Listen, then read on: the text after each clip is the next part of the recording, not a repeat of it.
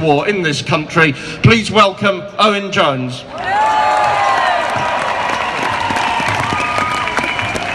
Friends, 14 years. 14 years of this so-called war on terror. And who can stand here with a straight face and say that that war on terror has been a success? It hasn't. It has been one of the great catastrophic failures of modern times. 14 years since the atrocities committed by Al-Qaeda in the United States. And in that time, terrorists are stronger and more powerful and more extreme than they have ever been. Terrorist attacks at that peak. You could make an argument that Al-Qaeda is on the verge of defeat, but not at the hands of the West, at the hands of ISIS, a group even more gruesome and murderous than them. We have seen hundreds of thousands of lives lost, millions driven from their homes and maimed. We've seen Iraq turned into a playground for fundamentalist extremists. Libya, the same thing. And every time we're told that we have to intervene, because if we don't, it will be so much worse. But look at every single intervention.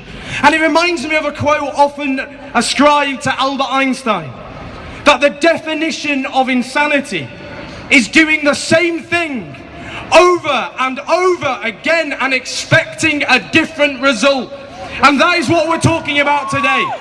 That's what we're talking about. Now, friends, there is no question that ISIS, Daesh, whatever you want to call them, are a despicable, murderous death cult. They murder overwhelmingly Muslims in Syria and Iraq.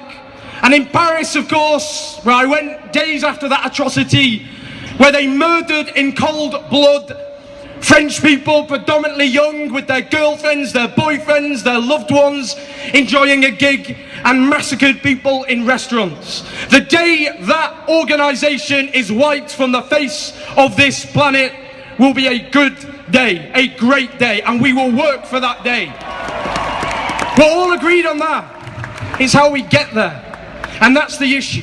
And as Brian says, it is about time we start standing up to a Saudi dictatorship which beheads people for being gay, for standing up for democracy, which treats women as third, fifth, eighth class citizens.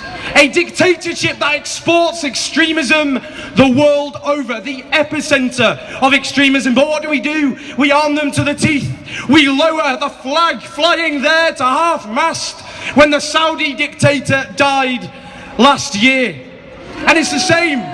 It's the same with Turkey, a NATO ally which allows ISIS extremists to cross the border, and Turkey which attacks Kurdish freedom fighters who are fighting for democracy and against that murderous death cult. It's about time we start standing up to Turkey as well.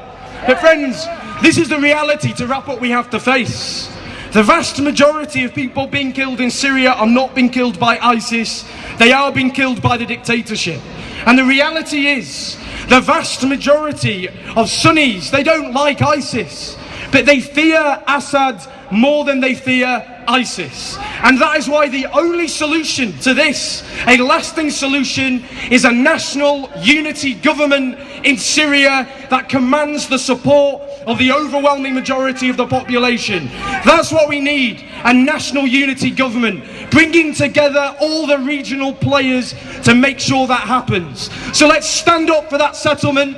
Let's oppose this bombing. Let's stop doing the same thing over and over again that has just ended with more bloodshed and murder and more terrorism. And let's stand up for a peaceful world purged of extremism and these catastrophic wars. We stand together, we fight together, and we will win this battle together. Thank you.